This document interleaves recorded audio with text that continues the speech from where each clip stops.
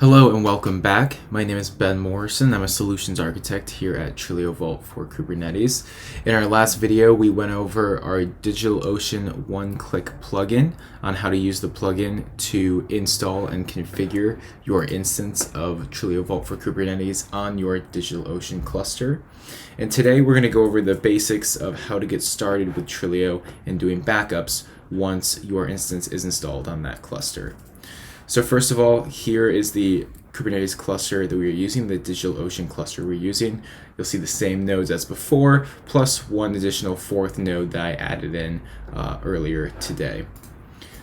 In this demo, we're going to be backing up a MySQL application. You can see here an application that I just configured about an hour ago.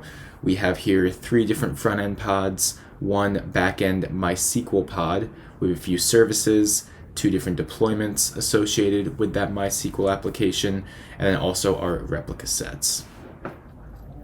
Now moving over to our TBK UI, here you can see this is the first viewing of the TBK UI that we saw initially in our first video, only I've now added that additional MySQL demo namespace.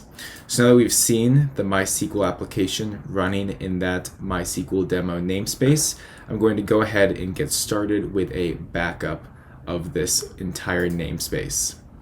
To do so, I get started with creating a backup, and I can see here a backup plan that I already started to create. I'm going to view the details and edit this backup plan further to add a few more steps. I named this backup plan MySQL one-click demo DigitalOcean backup plan.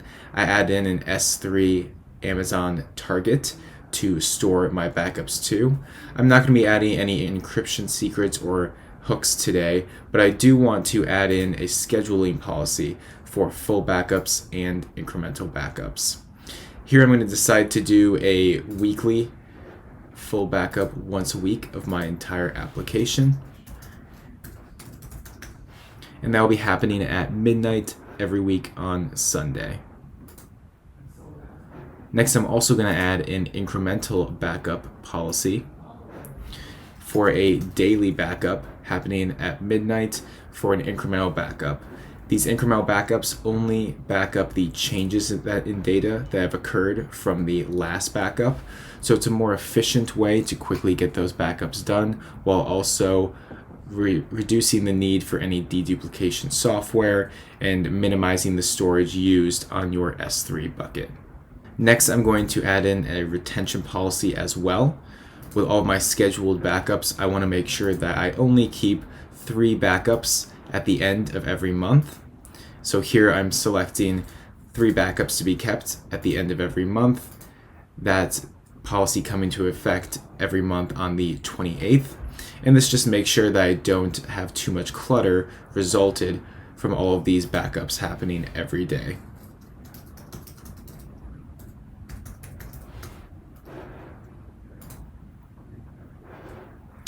Now that I've added these scheduling policies and retention policies into my pre-existing backup plan, I do not need to add any more resources because my entire namespace is going to be backed up. And so with this, I can go ahead and save that backup plan. And once that backup plan is now completed, I'll create a backup itself. This will initiate that backup plan in my schedules while also doing a manual backup. I now see a notification that that backup has started and that status log is already underway. Now while that backup is completing, let's walk through a bit more of the TBK UI. From here, I'm looking at the namespace level of my cluster. Here's where I can back up based on the namespace, as I have just done with my MySQL demo namespace. But I can also go a level deeper into each individual namespace and see the labels associated with my MySQL application in each of those namespaces, as well as any Helm or operators or individual objects if I did install an application via Helm or operator. And I can also see my backup plans themselves.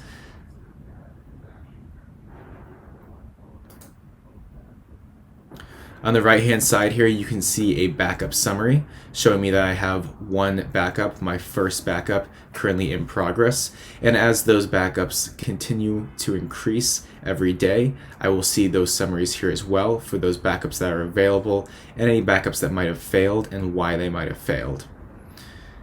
Also for the restore summary, as I go about restoring my backups, I can again see which ones are in progress, completed, and which ones might have failed and why they might have failed.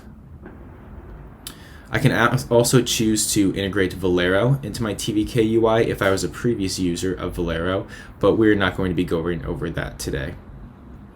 I also have a resource management tab where I can look at all the custom resource definitions I have created in each namespace of my cluster. Here you can see again the backup plan that we just used. We can see here hooks if we want to create hooks. We could do so and then reuse them, simply adding in a pre-command and post-command hook for examples. These hooks are most often used for application consistency and quiescing a database, but today they are not used in our example. Here under the retention policy tab, we can see the retention policy that we just created, and from here can continue to reuse this retention policy with other backup plans we may use in the future. Additionally, for this scheduling policy CRD, we can see the weekly backup and daily example that we just created. And lastly, we can also see that demo S3 target that I created before this video as a place to store those backups to.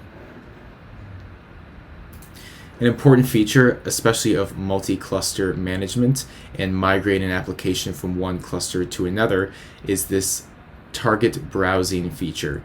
Here we have target browsing enabled and can actually launch the target browser to look into our S3 target and see all the backups that have been stored into this bucket.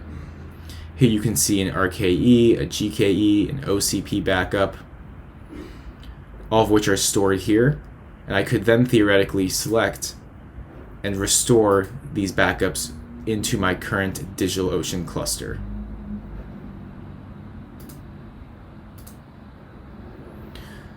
Lastly, I also have a disaster recovery planning tool where I can again restore backups from other clusters and restore them directly into this DigitalOcean cluster. To do so, I select the target that I want to pull a backup from, and again can see each of these backups from RKE, GKE, OCP, etc.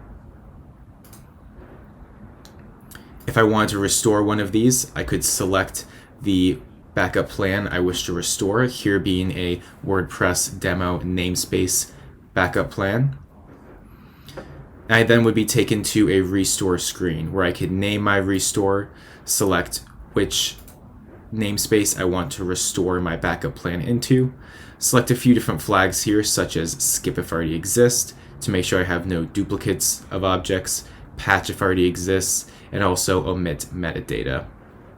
I can also add in transforms, which are especially important for example, changing a storage class when moving an application from one cluster to another. I simply input the JSON path for that storage class in a YAML file and then choose the value I wish to replace that storage class with. For example, this storage class seems to be CSI host path storage class for this backup. However, my current storage class is a DigitalOcean block storage class. So I would change that value here in order to commence a proper restore. But for now, we won't go into an actual restore. I can also choose to exclude certain resources from my backup itself, deciding not to restore the entire backup essentially, and also add additional hooks for the restore phase of this process as well. Now let's check back to our backup and see how the progress has come along. Here it looks like our backup has already completed we have a green honeycomb here showing that the last backup was in fact successful. And in our backup summary, we see that we have one available successful backup. Here, looking at the status logs, it looks like this demo backup took only a couple minutes to complete. It went through a metadata snapshot, a data snapshot, a data upload, metadata upload, and then implemented that retention policy.